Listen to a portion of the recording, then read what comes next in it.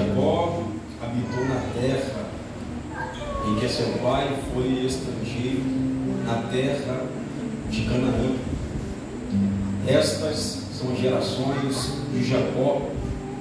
José, sendo da idade de 17 anos, estava apacentando as ovelhas com seus irmãos, e o rapaz estava com os filhos de Bila e com os filhos de Zilpa, mulheres de seu pai, e José trouxe a seu pai más notícias sobre eles.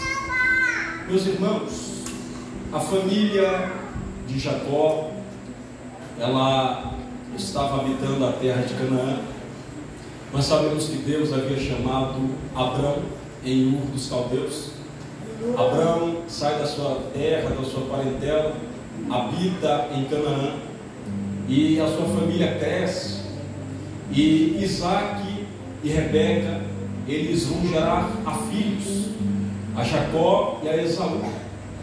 Jacó vai ter algum desentendimento com seu irmão Esaú, e por conta disso, a sua mãe, inteligentemente, para preservar a vida do filho, vai enviá-lo para Padã Arã, pois quando olhamos o capítulo 22 e o versículo 20 do livro de Gênesis, é contado que Zilpa, ou melhor dizendo, a esposa de Naor, que era irmão de Abraão, ela havia gerado filhos.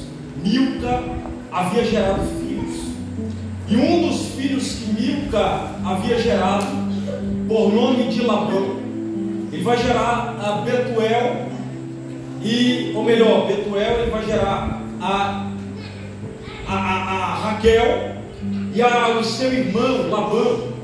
E quando nós olhamos essa situação, Jacó ele vai para Padã Arã, e ele casa-se com Raquel e casa-se com Lia.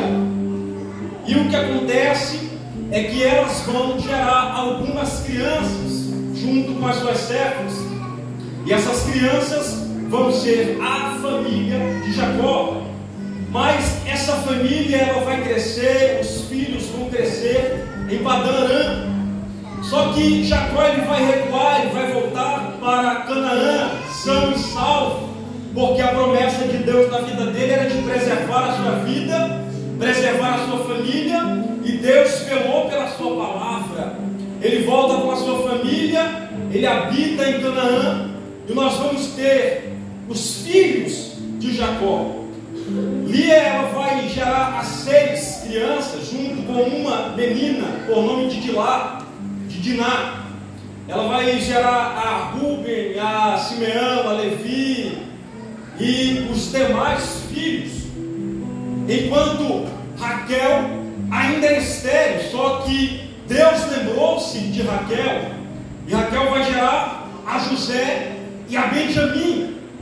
Só que no capítulo 37, a história da família de Jacó vai ser contada, e os irmãos tinham inveja, de ciúmes do irmão, porque a Bíblia vai nos dizer que Jacó amava mais a José, porque ele era o filho da velhice, e por conta disso, a Bíblia vai nos dizer que os irmãos vão ter inveja, vão tramar contra José, porque José recebia presentes, José contava o que os irmãos faziam, José era o preferido. Mas quando olhamos para o capítulo 37, nós vamos ver que José, ele era destacado dentro da própria casa, ele dava exemplos de filho dentro da própria casa, e os irmãos, sentindo ciúme, sentindo inveja, vão tramar para tentar tirar a vida de José.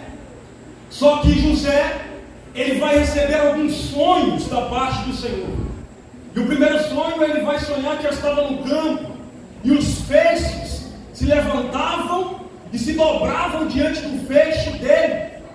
Os irmãos vão sentir mais raiva, mais ódio, e ele vai dizer mais, que sonhou novamente a lua, e ele vai ser bem claro, 11 estrelas odiavam a ele.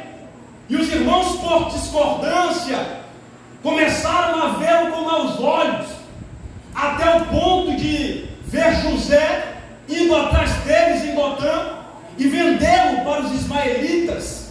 José agora é tido como morto.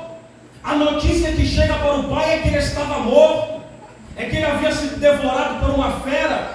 Só que enquanto isso José ainda estava vivo, tinha sido levado pelos ismaelitas e agora vendido para Potifar.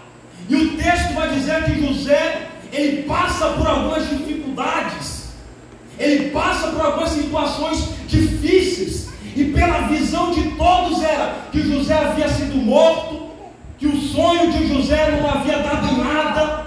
Só que por todas as coisas que José passou, todas as coisas que José viveu, ele deixou a sua esperança viva. O seu sonho não morreu por causa de cova, por causa de perseguição, por causa de luta, por causa de calúnias, mas ele permaneceu firme e velando pela palavra do seu Deus. E o que o texto vai nos dizer é que Deus preparou o cenário, Deus levantou José, Deus deu condições para José estar em destaque. Só que o que me chama a atenção é que José não se esqueceu de tudo aquilo que passou e se colocou no lugar dele, sabendo que por mais que ele estava naquela condição, Deus havia colocado ali para preservar pela sua casa, para preservar pela sua família, e ele não se esqueceu do que ele realmente era.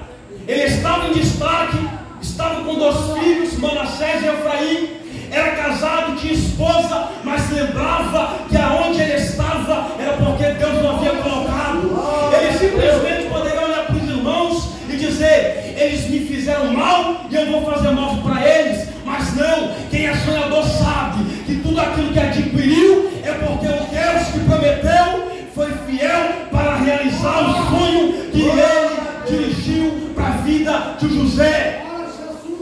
Então não se preocupe diante das calúnias, diante das covas, diante dos vales, porque o que Deus está dizendo é: eu estou te dando sonhos para lá na frente você entender que o meu propósito na tua vida é para levantar aqueles que tentaram te destruir, que tentaram te matar, mas não vão conseguir, porque o propósito de Deus na vida dos sonhadores é maior, é maior. Eu posso ouvir um grito dos sonhadores aqui nesta noite. Deus tem sonhos para quem veio aqui nesta noite